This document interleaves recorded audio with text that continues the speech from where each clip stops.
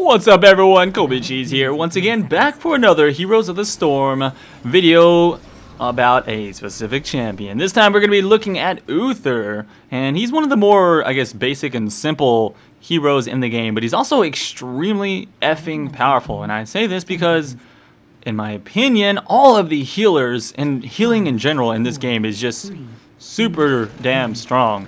So you'll get an idea of why I say that here pretty shortly.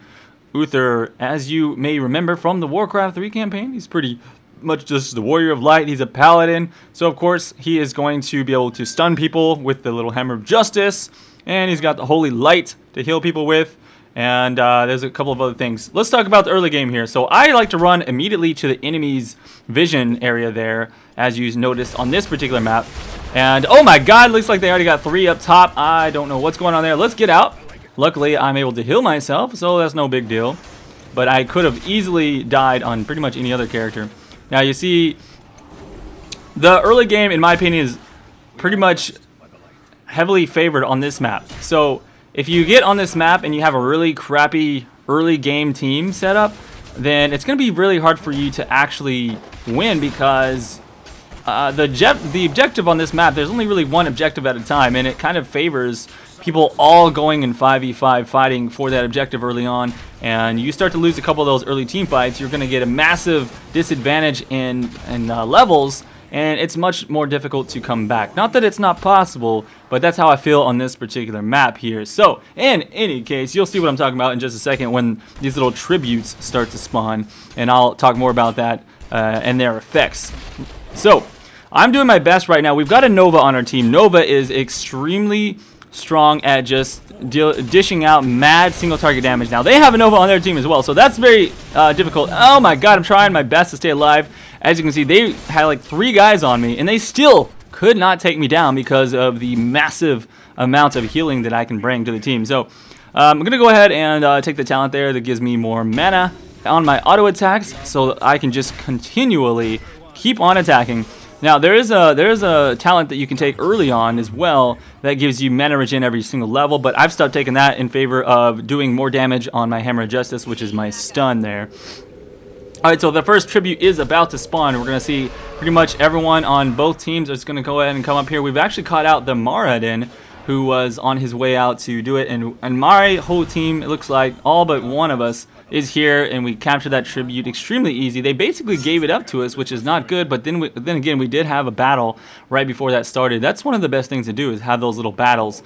And now that we are strong as a team, we can go ahead and take one of these nice big merc camps, and it's going to make it very easy for us to keep pushing those lanes in the meantime. Now you notice on these little camps right here, that one big guy, I don't know if you saw it or not, but he had an extra blue bar on top of his red health bar. So you kind of have to kill this little wizard in the back. It took me a while to figure this out, and I was like, oh crap. If you kill the little wizard in the back, he stops putting shields on him. It's really hard to kill those camps if you don't kill that wizard in the back. I learned that the hard way.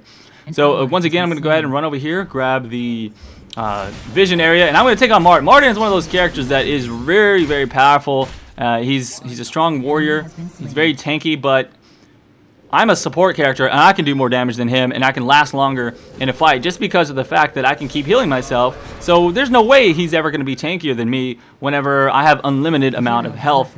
The only way to really kill Uther is for him to run out of mana, or you just have massive quantities of burst damage from multiple heroes.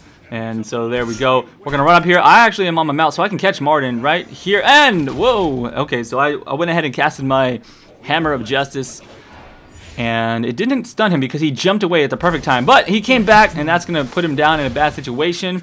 He stunned me as well, so I'm not going to keep chasing. Instead, I'm like, hey, screw it. Let's go for this ogre camp. And he just keeps coming back. This guy really wants to be a menace, and it's just not working out. I mean, he's not an assassin, so he kind of played that one wrong there. He should have just went back to the lane and tried to farm up and push out, because we got a free kill from it, and he didn't really stop us from doing what we wanted to do, for that matter. Okay, so I have taken my ultimate. There are 2 different ultimates that you can take, and I actually just whiffed it really bad there. There are 2 different ultimates that you can take on Uther.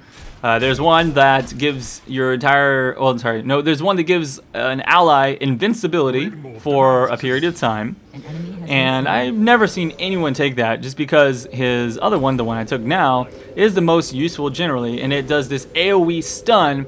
Now, when you first take it, it's a very small radius, so it's very easy to whiff it, like I just did. You saw the little hammers fly around me, and I didn't hit them. You had to be right up next to them for the stun to land. But essentially, what happens is, as Uther, you have 2 stuns and 2 heals at that point, and later on you get a talent that makes the area much wider.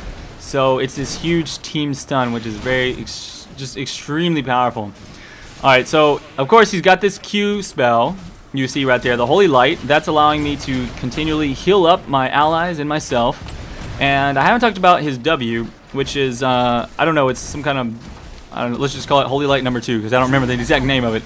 But essentially, what it does is it's a skill shot AoE that you shoot out, and if it hits an ally, it heals them for a significant amount, and it also does damage to enemies. As you can see, we are shoving in really hard here. We're actually already about to win this game, just because we took those early advantages. Like I said, this map is all about just having that early game advantage. So we cursed them. We got 3 tributes, which means we cursed their buildings. That's how we were able to push so effectively. All of their minions only have 1 life, so you kill them in 1 hit. And all of their buildings get like half health and they don't attack. So basically we just walk in and destroy everything. This map is extremely crazy like that. So there goes Martin. He wasn't able to do much. And I'm just trying to shoot out as many heals on people that are low as possible. I'm trying to keep alive my assassins so that we can keep the push strong. Eventually we are going to have to back out of here because we're all running a little bit low on health. Here we go. I keep healing myself up. They keep running back in and killing themselves. They are just not doing a good job of staying grouped while we are, and that's what's allowing us to continue this push. Alright, so overall, Uther, very simple champion, not hard to play at all. You've got 2 heals, you've got a stun, and then a stun times 2 as you level it up. Essentially, I just get stuff to give me more damage because his healing is good enough as it is. You'll notice right now I'm going to take the Holy Shock. Once you hit level 16, which I am now, allows my healing to actually deal damage to enemies. So not only can I just keep healing myself up, if I really need to burst somebody down, I can use my stun, I can use my Holy Shock on them, and then I can use there it is, Holy Radiance, that's the name of the spell. Good thing I moused over it in this video footage. And I can use my AoE stun. So I've got 4 nukes, plus the fact that I'm able to I'm super tanky, and I'm able to heal myself, and I can just do auto attack damage, and then eventually you get a talent that makes you do like 50 fire damage DPS around you per second. So basically you can't die, you keep doing damage. Uther is a beast. That's all I got to say. So definitely a very strong champion to have if played correctly, which is not too hard to play correctly. I mean, I've definitely seen people do some derpy stuff on Uther, but there you go, boom. I just kind of get, what I like to do is I like to stand up on my mounts and I'll just chase down enemies. There's no way you can run away from mounts. So I'll get up on my mount and I'll chase down enemies and I'll go for the stun, and if they try to run again, I'll got my other stun and boom, boom, boom, boom, just burst them down. Works really well with the team, and we have won the game. We took their Nexus down, so that is GG. Thank you guys for watching this Spotlight of Uther, and look forward to you guys getting into the game after the Tech Alpha is over with.